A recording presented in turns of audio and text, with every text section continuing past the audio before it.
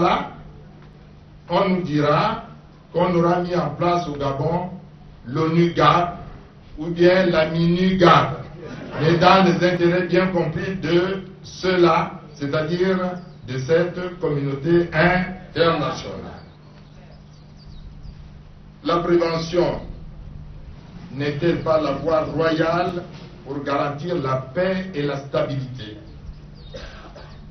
N'est-ce pas dans cet esprit qu'est installé à Libreville le Centre régional onusien de prévention des conflits? Nous attendons la réponse de cette communauté internationale. Mesdames et messieurs, nous voulons rappeler ici que l'Union nationale, dont la dissolution vient d'être confirmée, compte 6 députés, 3 sénateurs, 154 élus locaux, ce qui fait de ce parti la deuxième force politique du pays et le premier parti politique de l'opposition. La dissolution d'un parti politique ne peut pas être un acte banal dans un État qui se veut un État du droit. Cette décision du Conseil d'État est encore un coup d'État contre la démocratie dans notre pays, après ce que la Cour constitutionnelle a perpétré contre la volonté populaire à l'issue d'autres élections présidentielles et législatives antérieures. Au Gabon, l'existence d'un parti ou d'un groupement politique tire sa première source de l'article 6 de la Constitution qui dispose, je cite, « Les partis et groupements politiques concourent à l'expression du suffrage. Ils se forment et exercent leur activité librement dans le cadre fixé par la loi selon les principes du multipartisme.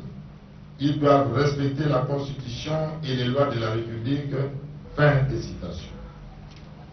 En d'autres termes, les partis politiques ont une mission principale de permettre aux citoyens de participer à la vie politique de la nation dans les cadres organisés qu'ils constituent.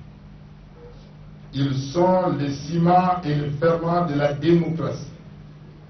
L'expression du suffrage à laquelle ils concourent est tout simplement l'expression de la souveraineté du peuple dont elle organise et facilite l'expression. Tout ceci constitue la base de la démocratie et de la République, à savoir le pouvoir du peuple pour le peuple et par le peuple. Dissoudre un parti politique est donc un acte gravissime, puisqu'il vient en négation même du fondement de la démocratie. Ce genre d'acte est la marque propre aux dictatures. Vous conviendrez avec nous que les dissolutions des partis politiques sont extrêmement rares dans les pays qui se veulent démocratiques. Nous avons même en Afrique centrale un chef de parti politique actuellement poursuivi par la Cour pénale internationale pour de présumés crimes graves et des actes de guerre à l'intérieur comme à l'extérieur de son pays, sans que pour autant cette mise en cause n'ait entraîné la dissolution de son parti. Des cas similaires dans d'autres pays où des partis politiques ont participé à des événements graves, y compris des guerres, sans y être dissous, aussi bien en Afrique centrale, occidentale, australe, sont bien connus. Alors, qu'a fait l'Union nationale au Gabon? C'est la question que nous nous posons. Dissoudre un parti politique signifie que celui-ci ne peut plus prendre part au débat politique, ni participer aux élections et encore moins faire partie des organes de gestion et de contrôle des élections. Mais cette restriction ne peut concerner le logo qui, lui, est une œuvre de l'esprit dont la marque est déposée et protégée. C'est le cas pour l'Union nationale.